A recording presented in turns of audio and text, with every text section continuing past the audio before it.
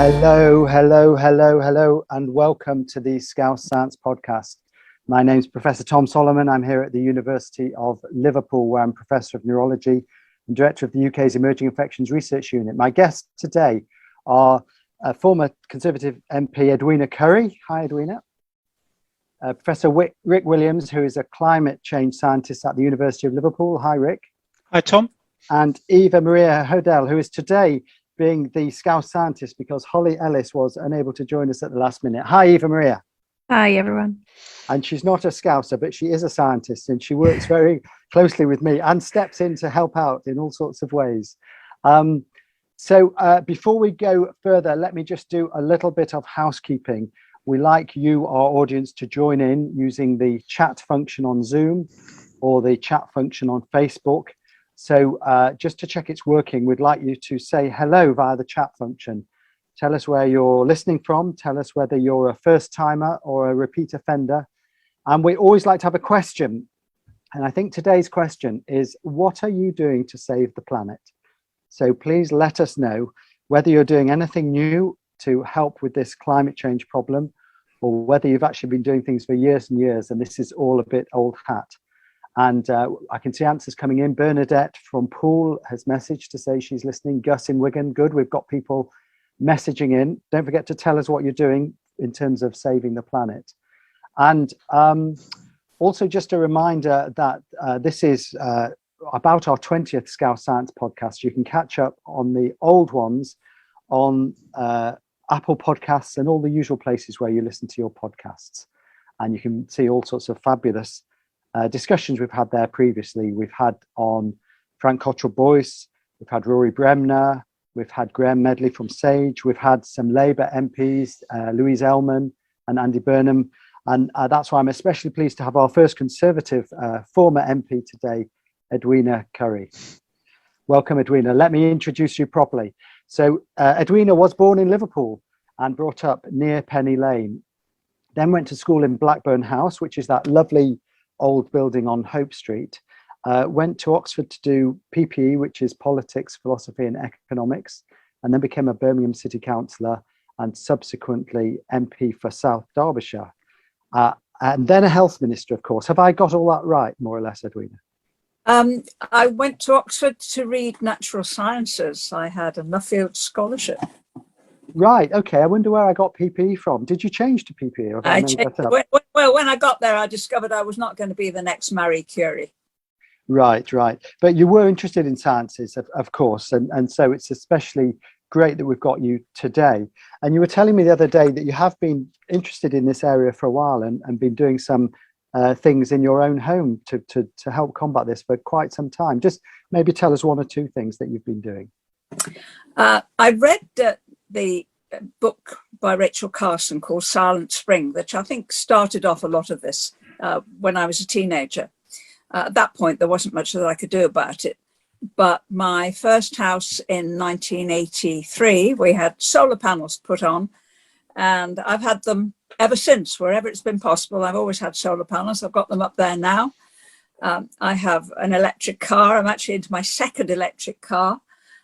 What else? LED lighting, not in this room so much, but in the main room where I am most of the time. I try and reduce my carbon footprint as much as possible. Eating less is a little harder, I must admit. Great, okay.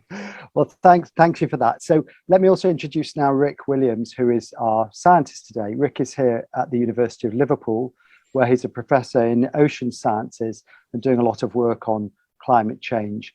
He originally, I think, was an undergraduate in Bristol, then went to Imperial, spent time at the University of East Anglia, and went to America, where he was MIT, the Massachusetts Institute for Technology in Boston, and subsequently came back to the UK.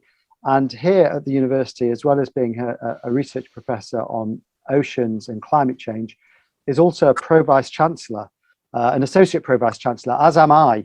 And so manages to juggle some of those administrative duties. Well, I think you've stopped that recently, Ric, is that right? That's right, Tom. I decided to move on from that leadership role, and focus my energies more on the research and the climate challenge. So tell us, why oceans and climate change? Where does oceanography come into it? Oh, the oceans are very much the kind of flywheel of the climate system. The upper 2.5 meters of water holds as much heat as the whole of the atmosphere. There's 70 times as much carbon in the ocean as in the atmosphere. And then with climate change, over 90% of the extra heat being supplied ends up being stored in the ocean, and 1/4 of the carbon that's emitted. So the ocean is absolutely central to the longer term response of the climate system. It's the flywheel. And so clearly you've worked in this area for a long time. Were you interested in oceans before climate became the issue? I was actually originally interested in the weather and understanding the atmosphere. That's what I was trained in at Imperial College. But there were more research challenges about the ocean. There was more of the unknown, and that drew me in. And then, as my nephew once said, climate change has suddenly made you appear really relevant, Ric. At last. It's always great when the youngsters recognise your work. But I mean, Edwina, why did you become such an early adopter of things like solar panels? Well, mainly to save money. The idea of actually having free power struck me as being a very nice deal. Much of my life, I found myself in a situation where I've had capital, but not an enormous amount of income. That's what happens when you write, successful novels, for example. You get chunks of money, but if you're not careful, it'll all go in tax. And so actually doing renovations and keeping the office in my home in good nick has always been a very good deal. And I've got exactly the same attitude to it now. There's a group of households that own the land at the back. And it just so happens that our house was one from the previous owner. And we're now looking at putting in a ground force heat pump to serve at least some of these properties. And I'm dead keen. Why? Because a ground force heat pump would deliver it would deliver, not free, but you have to pay for the electricity for the pump, but it would deliver heating to this old house, 400 years old. And you have to keep it at an ambient temperature. And I'm going to be getting older. That strikes me as a very good deal indeed, if I'm only paying an electricity bill instead of paying a gas bill, because I reckon gas is going to get a lot more expensive. And so I'm very keen we should do it, especially if we do it together. Yeah, might have to work out with a lower capital cost per household. Thanks. Now, Ric, you were telling me, we were discussing this, and obviously there are changes that we can all make as individuals, and Edwina is ahead of the curve, really, I think, in some of this. But you I think that's not the whole answer, and we need much more than that.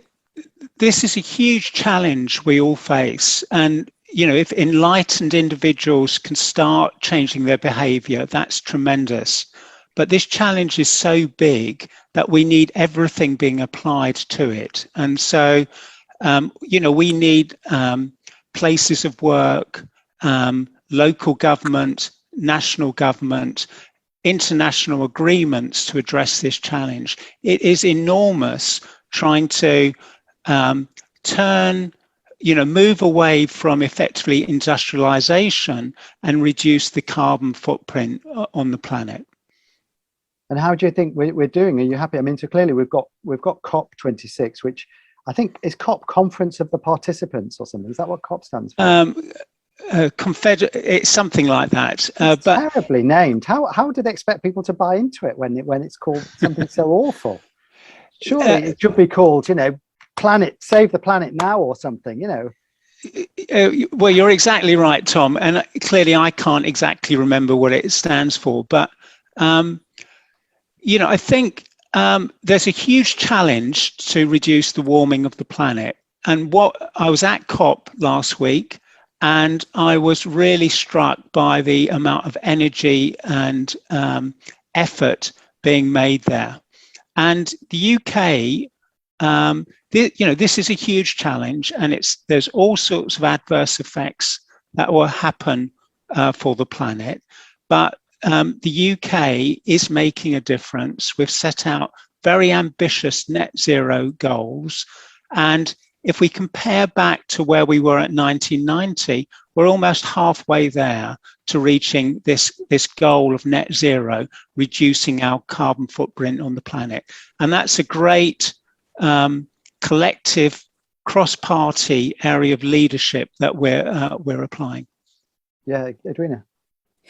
Yeah, I think we need to do more than have governments.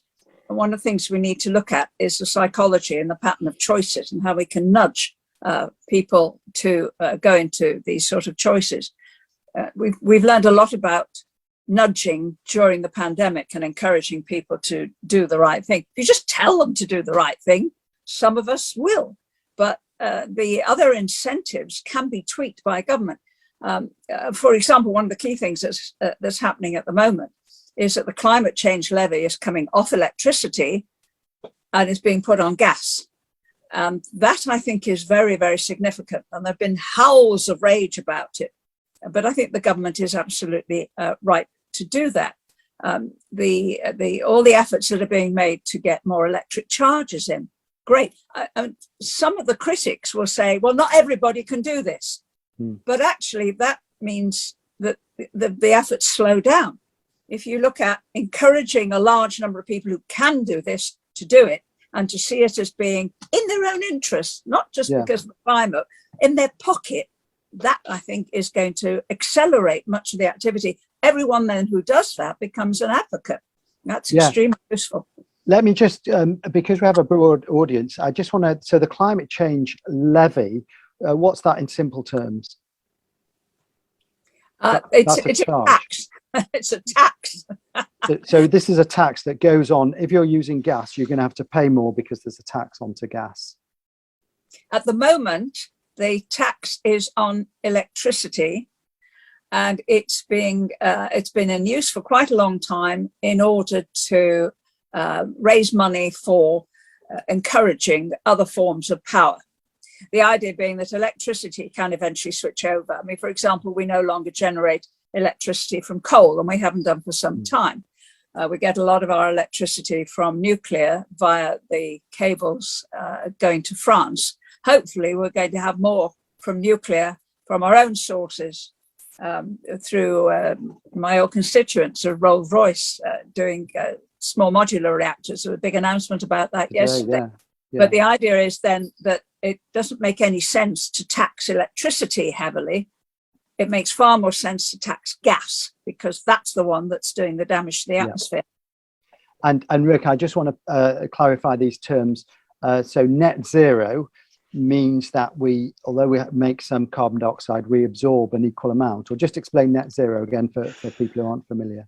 Yes, exactly. So firstly, the carbon that's emitted to the planet leads to warming. All climate models show if we emit more carbon, there's greater warming. So we have to reduce the amount of carbon emitted.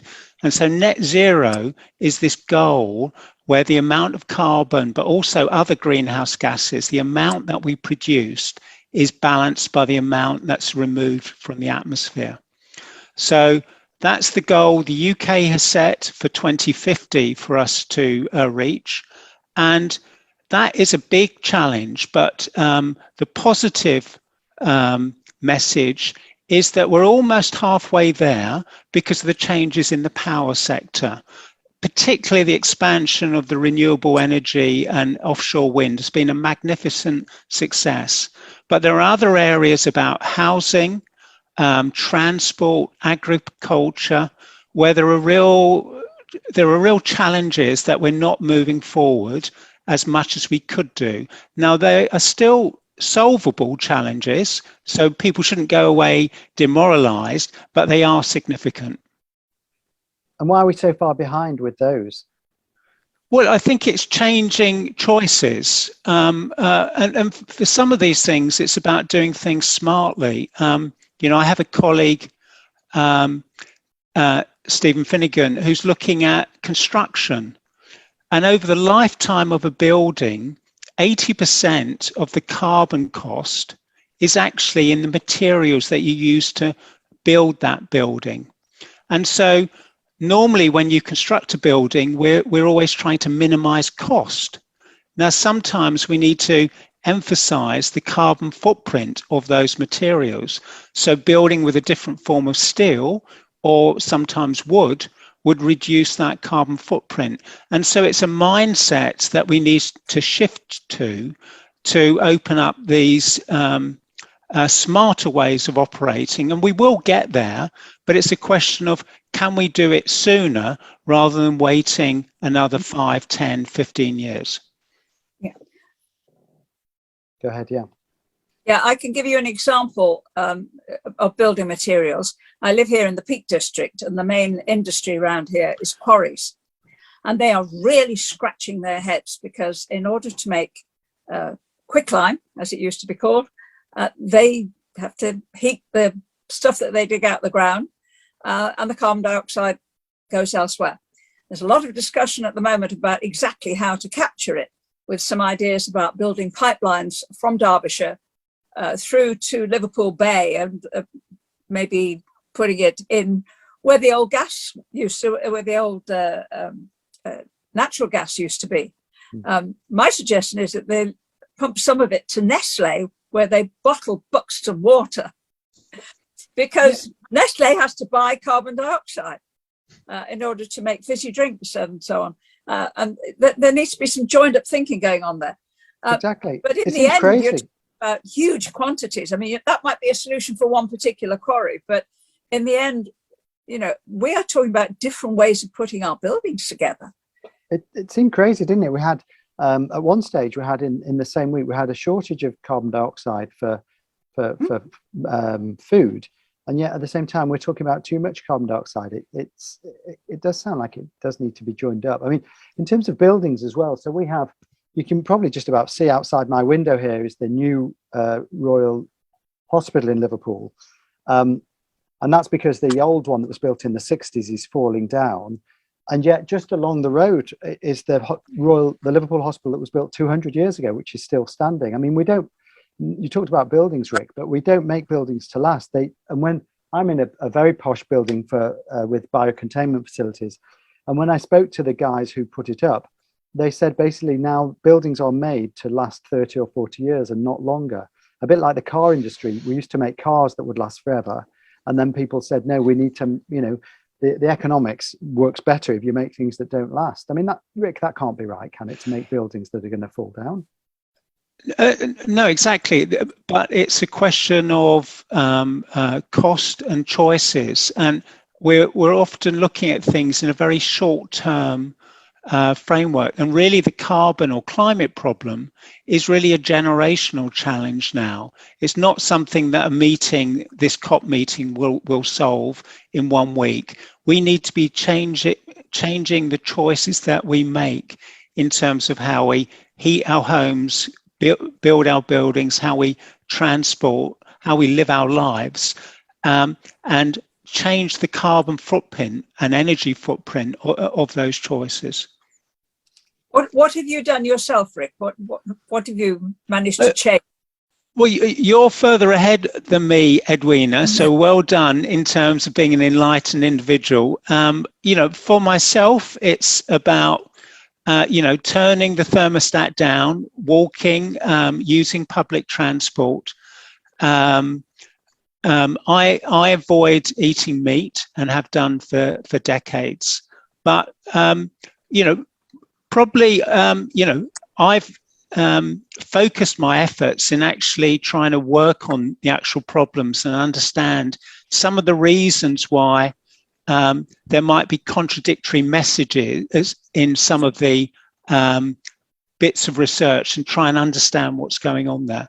But well done in terms of talking about heat pumps and having solar panels from 20 years ago. I think she puts us to shame.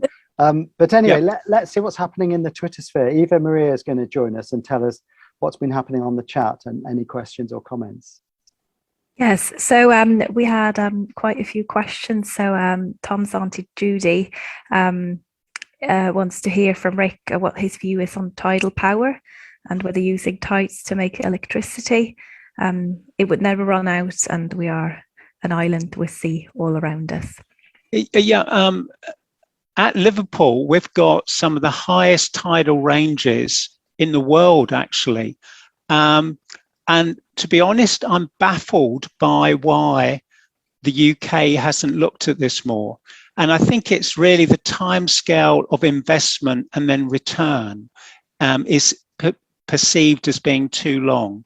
Wind power has been very successful, tremendously successful, where private companies have come in and moved that forward. And there's been, the costs have dropped dramatically. It's probably because there are relatively few tidal barrage schemes that the costs so far seem to be prohibitive to government. But, the questioner is exactly right. That is an untapped resource. There is a site in Brittany that does this, and we could be taking that much further. Wasn't there a plan, Ric, in Bristol, the estuary there? I thought there was a plan. Yes, there was a plan, but it was, there's always a trade-off.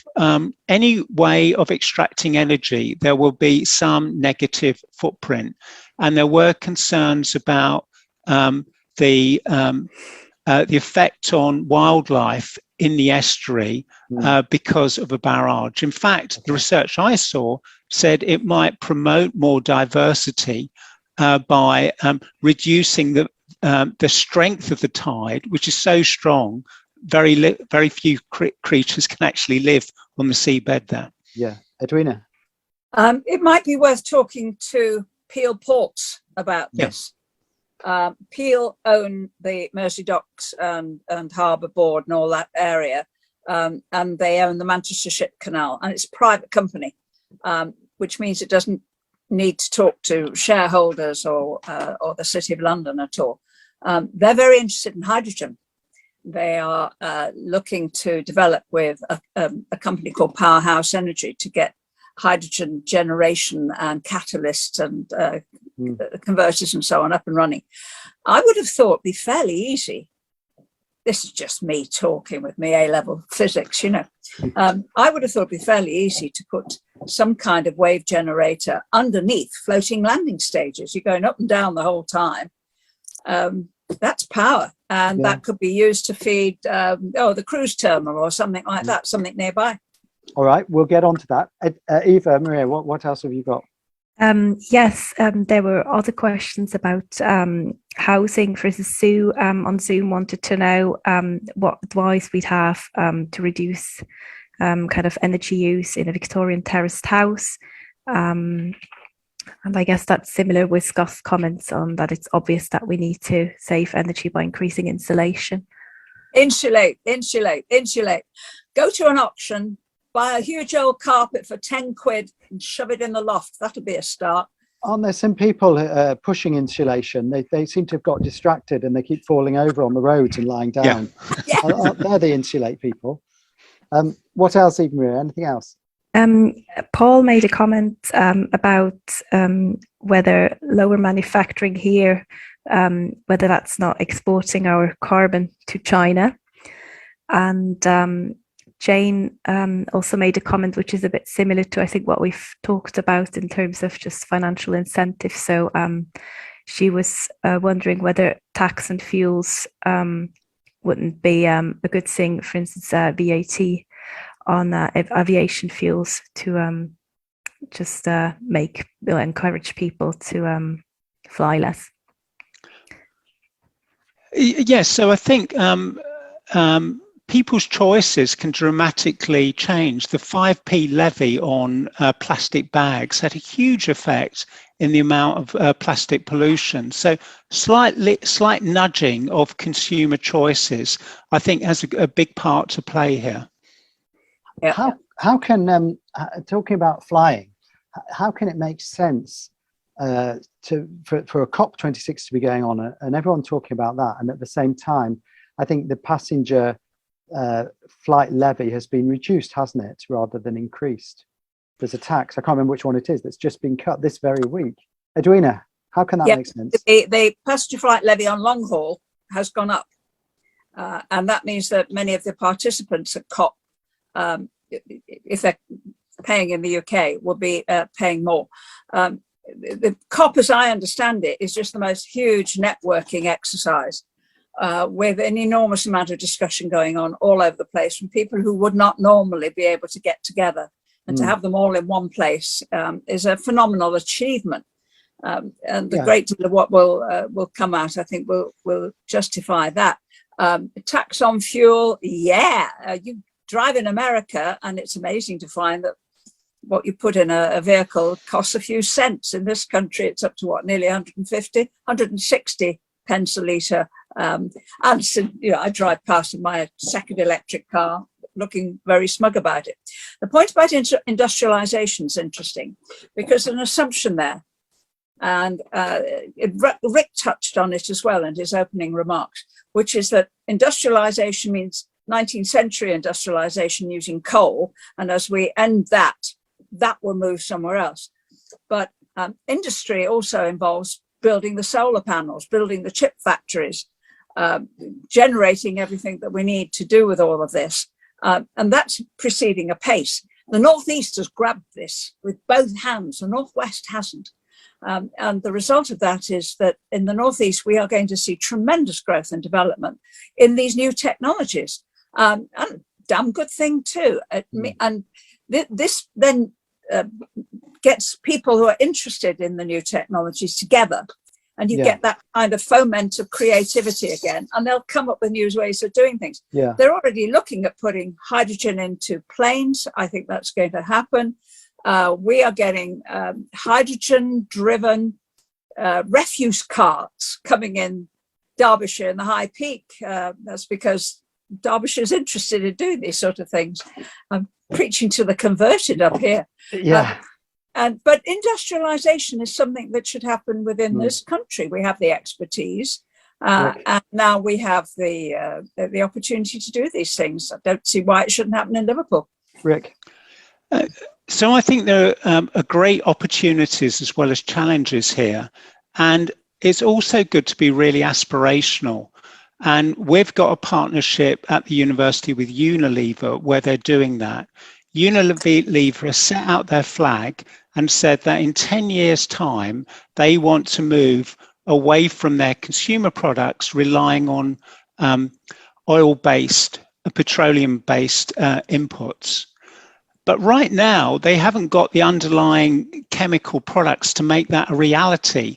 So they're working with Liverpool University and Oxford University to create those products. So sometimes the technology is on hand and we should just roll it out and just operate smarter. In other cases, the research and innovation can address these challenges and open up new ways of doing things. And I think we need to be following Unilever's lead and actually being more aspirational in addressing these challenges rather than thinking they're unattainable. Do you think, I mean, we've talked mostly, Ric, about the UK and you've talked about how far advanced we are, but, what's the point in us doing that if other massive nations like China and India are doing very little, because this is, it's not like your own CO2 sits above your own country. That is true. The UK produces maybe 1% of the global emissions. And so, but we need to be setting a direction. There are opportunities for the UK if they do that. But basically all countries are going to need to adapt to this. The writing's on the wall. There was a Met Office report out today talking about extreme heat and an extra billion people likely to be affected by extreme heat. That is a worldwide problem, imprinting itself on India, on China. Everyone will be having to adapt. And in fact, the Chinese are massively expanding their renewable sector. So they are doing that. The Indians came up with a new view as to reaching net zero by 2070, but the earlier intervention made a real difference, actually. When I first looked at this, we were looking at 3 to 4 degrees of global warming. Now that's come down to 2.7 degrees. And some of the most exciting news at COP was with the Indian commitments and the other commitments, we could be getting down to 1.8 or 1.9 degrees warming. That is a huge advance. So I think there are opportunities for the UK to lead that process and show smarter ways of operating. But I think those countries, certainly India and China, will be following. So you're not worried? You think they are going to follow? It's just perhaps a little bit behind. If anyone's been to China, it's like going back, to my parents' or grandparents' times in terms of the air pollution and smog there. It is terrible, and so they now want to clean up their atmosphere. Maybe it was rather late, but they are going through that process. So I am convinced that they will try and address this issue. Mm-hmm. Go ahead. Yeah, I think there are huge advantages in being first or amongst the first. Apart from anything else, you get to try doing different things. You get to learn what works, what doesn't work. You develop whole industries around all of that. I mean, the railways are the prime example. The history of the railway shows all of that, and there's absolutely no reason why we can't repeat that history. But we also get the benefits much quicker. You mentioned clean air. You know, I grew up in a filthy, dirty atmosphere. The 1956 Clean Air Act didn't really make any impact for donkey's years afterwards. And you benefit enormously from doing all the good things and all the right things. You also learn a lot about how systems work and how nudges work and how the human psychology works and where there is resistance to change and why and how you can actually make that effective. And being, you know, a filthy capitalist, I would add, you get the patents. You actually, you know, Unilever is interested, Ric, because they'll have patents on a lot of modern materials, and that will help sustain a very important business for many, many years to come. Do you miss, Edwina? You're so full of excitement and passion about this. Do you miss the opportunity to be directly involved, like you were previously when you were a minister? Oh, I'd drive them all crazy if I was in Parliament now, wouldn't I? I get enormous pleasure from finding.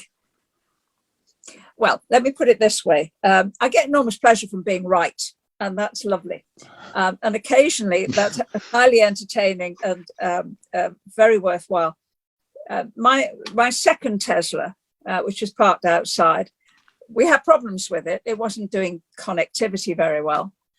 And then you realize how bloody good these are and why Elon Musk is a genius, because I make one phone call and next thing I know, they've downloaded a patch from California and it's perfect. I haven't had to take it into a garage or anything. The cost of running it is £5 a week instead of 80, 90 quid, filling it up with petrol. And it gets admiring glances wherever I park it. How much was it? How much did you have to? It's lovely. So how much did you have to pay out in the first place for your Tesla? Say again? How much was it in the first place? How much was the car? Oh, my husband bought the first one. He traded in his tatty old Porsche for it. So, I think they're not cheap though, are they? They're cheap to run, but not cheap to buy. Yeah, there are disadvantages of being first, which is, yes, there's a substantial capital cost of doing that. On the other hand, if it works and you are contributing to world knowledge, as well as having lower running costs, which I think we're going to get from a lot of renewables, that's a very satisfying feeling. Yeah. And it can be subsidized. Again, governments can help by subsidizing the research. That's happening a lot. I mean, clearly the interface between science and politics and policies is critical here, isn't it? As we've seen over the last year and a half with COVID, but it's also critical with the whole climate change thing and getting messages across. I mean, being right is one thing, you know, and you said you enjoy being right, but you also, you have to make sure you get your messages across in the right way, even when you are right. And I'm thinking back, of course, to the issue in the 1980s with salmonella in eggs. which people will remember. You said something that I think was unhelpful, or viewed to be unhelpful to the industry, even though in the end I think you were correct. There was a lot of egg production that did have salmonella in it. But what are your reflections on that about getting how one gets the message across? Sometimes you don't realize the impact that the message is going to have, or how it's going to be perceived. That can be a problem. I just felt I was the Minister for Public Health. We had a hell of a lot of people in hospital. Think the early days of COVID, and I wasn't responsible for the product that was causing this. We knew that from our public health laboratory service, which was very good in those days, that it was being caused by a new variant of food poisoning, salmonella. And we tried very hard to be responsible and dignified, and we sent out lots of warnings to hospitals and to old people's homes saying, don't use shelled eggs and use pasteurized egg. And the response was, what's that? I mean, there was no alternative, no replacement at that point. And then very gradually, people outside, like the BBC food programme, got interested, and we knew there was going to be a big row. And I thought, I'm the Minister for Public Health. It's not my fault there's a row, but it's my responsibility to warn the public. So I did. Now, the fact is, Tom, that most MPs, most ministers, their colleagues believe them and the public don't. That's exactly where we are at the moment, isn't it? I was in the opposite situation. My colleagues didn't believe me, but the public did. And the following week, 6 million people didn't buy eggs. And the what's it hit the fan. But very quickly I was exonerated, and indeed the egg industry came and asked me to help them. And I said, well, look, as soon as you can tell me that you've solved this problem, and they did, and we are world leaders in quality food production of that kind now, I will tell everybody, but I won't take a penny from you for saying it. And that's where we are now. I have had an egg cup. I will declare an egg cup. Okay, you should declare it, because otherwise but you lost your job, I think, over that, didn't you, as the health minister? So, I mean, that must have been quite tough. Yeah, but you can get fed up. You can begin to feel, look, if they're not listening to common sense, if they're not listening to the scientific information and advice, if people are living in a kind of cloud cuckoo land, by people I meant some of the senior people in government, I'm better off, stepping back and letting other people who perhaps have more respect make the case. Ric, have you had, in your discussions with policymakers, etc., have you felt that in general that they've responded appropriately, or have you found them a difficult audience? I'm not sure how senior are people that you've been involved with. I know you've been at COP this week. So I think people are responding to the external pressure. There's a huge change. In many ways, the underlying science. I've been working on this aspect for the last probably 20 years. And to be honest, the scientists have known about this over that time frame. And we've been talking almost into a void. It hasn't really been adequately picked up, but the school strikes, whatever the reason, there's been a real change over the last 6 years, I would say. And probably that's linked to kind of extreme events. So now I find that, public figures are very interested in this challenge, almost across the board. And I don't think it's a party political issue. I think most people in the UK in positions of power want to address this goal in a very challenging way. Then there's a legitimate debate, is what's the smartest way to do this? What's the level of investment, as there should be? But we have moved beyond the issue of, is the science right or not? That's not really discussed now. That was the kind of argument I was having 10 years ago. People have moved on from that, and now it's, what is the effective way of making progress? And so it's a much better place to be. There are real challenges to meet these targets, but they're also achievable. One of the presentations I went to at COP, they were saying 80% of the solutions are already here. It's about implementing them now in a smart manner. There are some technological challenges as well, but a lot can be done immediately. Yeah, but it's interesting again because it's the public seem to have led the politicians, a bit like with the COVID thing. The public were ahead of our policymakers in terms of things like lockdowns. And again, it feels a little bit like that.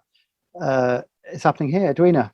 Yeah, no, hang on a minute. Margaret Thatcher was making speeches on this in 1988 and 1989. She spoke at the United Nations, she spoke at the Royal Society.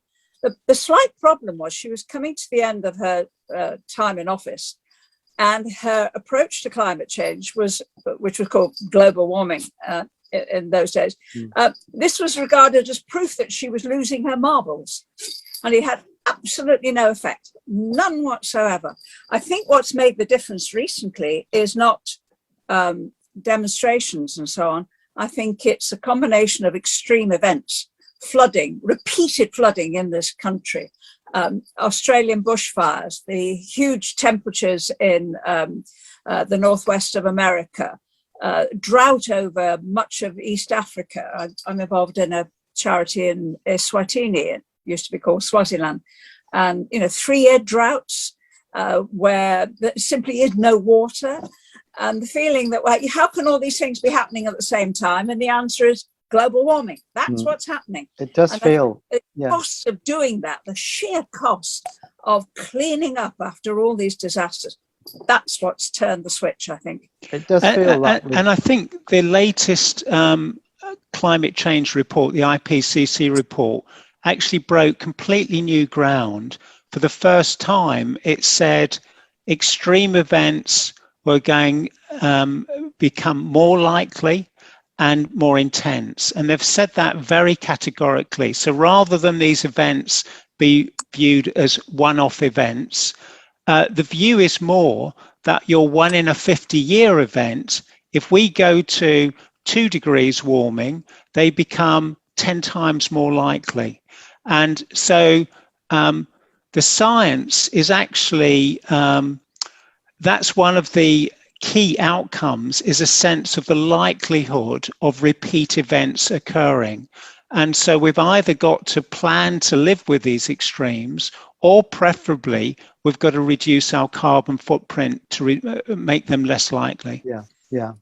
Well, let's see what Eva Maria is going to come back and tell us what's been happening out there as we've been chatting. Go ahead. Yeah, I've got some really interesting questions. Sharon was wondering, what effect does the military have on global warming?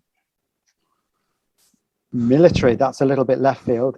I wonder in what sense. I guess do they mean in the sense that they tend to travel, they tend to be in different places? Who wants to pick this one up? Well, I'm not going to answer this question exactly, but in the COVID lockdown, we had, through people not traveling, we had a 17% decrease in carbon emissions. And so that shows what behavioral change in terms of transport. So the military, a large part of their activities would be involving transport. So that's what I would relate to there.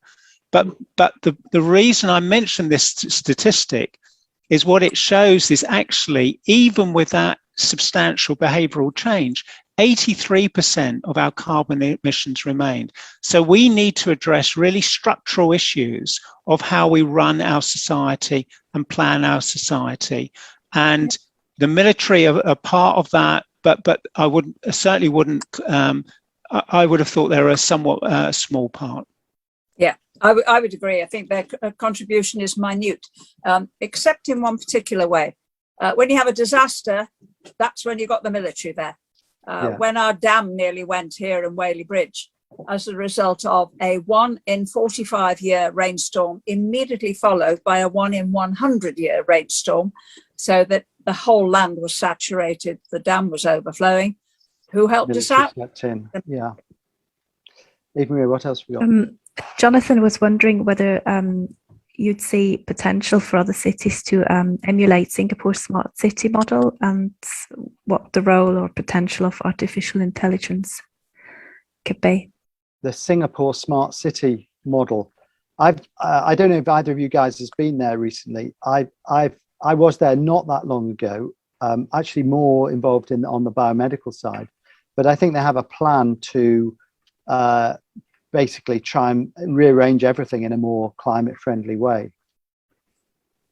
Well, I think the more we can do in a smart way, the better. You know, we've got work at Liverpool where they're monitoring, we've got 20 monitors of air pollution across the city. So you can know the hot spots of pollution. And so if you're asthmatic, you could, in principle, choose different routes to go to work or school. And so I think increasing the data awareness can make a huge difference, so as we can make smarter choices in how we conduct ourselves. I'd be pretty sure that we're going to move to road pricing for travel. And it could be done quite quickly. It's quite easy to do. Why? Because the government isn't getting anything like the money out of my car that it would have if it was a big diesel Land Rover. And that's going to pinch fairly soon as the number of electric vehicles on the roads increase. So the obvious thing to do is then charge us according to usage, because still electricity is still generating carbon dioxide, and so there has to be some kind of linkage. That'll happen. And very easy to do with all the smartphones, isn't it? You won't even need, I mean, you know, you could almost do it with one app using everybody's smartphone technology. And maybe also, like we look in the morning, you look at the Google Maps to see what's the quickest route to work. You might, based on what Ric was saying, you might decide, actually, I won't go that quickest route. I'll go the route with the least pollution, especially if you're cycling. Actually, when you cycle, you're really aware of these things.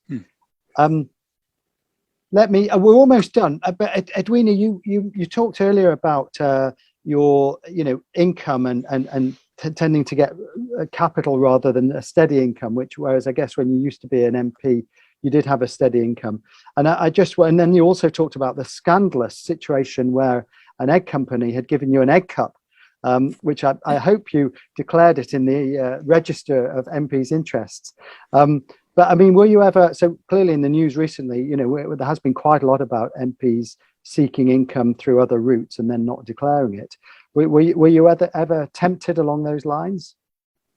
No, absolutely not. I mean, there has been a register of members' interest since 1974, and the rules have been tightened up from time to time.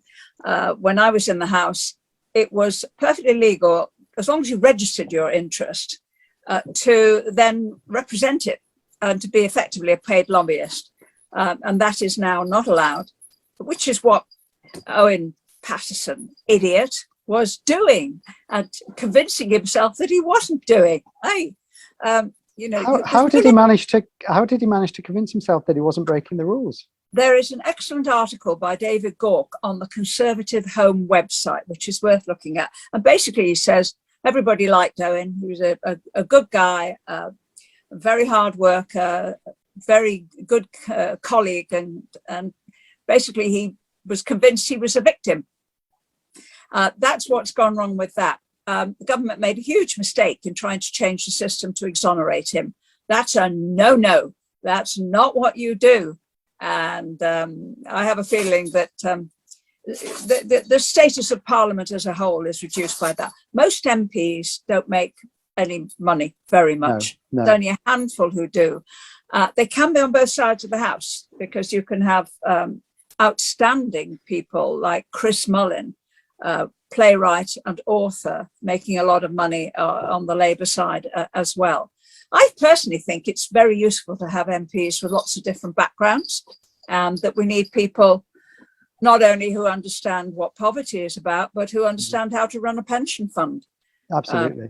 We get a lot of inverted snobbery about some of the people who do extremely well, and I think they're very useful and good public servants. You don't mind them doing it as long as they're doing it in a fair way and they're transparent about it. as long as they're doing it in a fair way, they're transparent, and that they're doing their original job, which is looking after their constituency to their constituent satisfaction.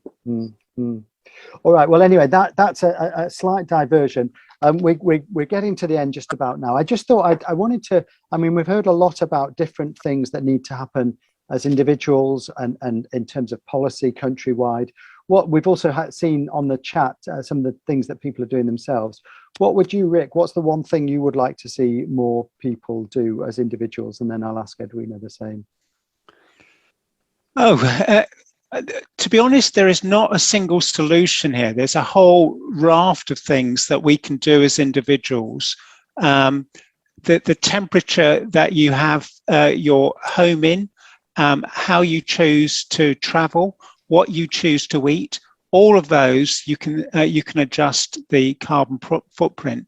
But I would just like to leave with a view that this is a huge challenge, but I think it is solvable. It's one that if there's sufficient behavioural change and research investment, we can address and overcome. So rather than actually feeling that it's such an overwhelming challenge, it can't be answered so that people don't do anything, I think this is something that we should start addressing more and more day by day to make the net zero goal a reality. Thanks for that. Edwina? I'd like to see far more electric vehicles. I'd like to see a scrappage scheme for the oldest diesel vehicles, which you could only get if you go into an electric vehicle. But I'd also like to see business and industry really escalating the effort to get new types of batteries, batteries that aren't as dependent on lithium coming from China. Chemists should be falling over themselves to do this. New storage systems. We're going to be using electricity far more in future, and we need to have a whole infrastructure that makes that possible and cheap. Fabulous. And then Eva Maria, who's my friend and colleague, I think, I'm just thinking about what I do and what she does. I think, Eva, you do quite a lot of this stuff already and put me to shame. Just remind me about the things that you do every day that I should probably be doing more of. Yeah, I don't own a car, so I cycle wherever we go. Even my 3-year-old, he's already happily cycling without training wheels. So, we try to recycle, get our fruit and veg from the market where there's a bit less plastic involved in every little carrot wrapped individually. Yeah, I think those are the things. Switch off the light when you don't need it. Right. Well, we have a compost bin in the garden, so it's all these small things which hopefully add up. Okay. All right. Well, so I think the take-home message is from all of us that there are big things in terms of industry and policy and infrastructure that need to happen at a government level, and it does feel like this, for me, it feels a bit like a tipping point, and that the time has come where those things are seriously happening, and that we should be positive about it. This is something, it has felt quite positive, quite exciting to me the last couple of weeks to actually feel like we're making some progress. And then on an individual level, I mean, I was surprised to hear midweek that there was a poll done that showed a majority of individuals still had an attitude of don't want to do anything, so what?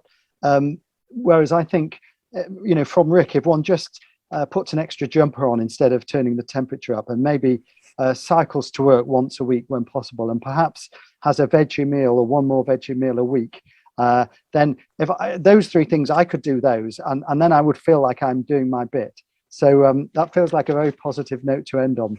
So at this point, I should tell you about our next Scouse Science podcast. I'm not sure when it is. Claire, do you know? 10th of December. But I don't think we've completely firmed up the guests, but we've got some very exciting guests lined up.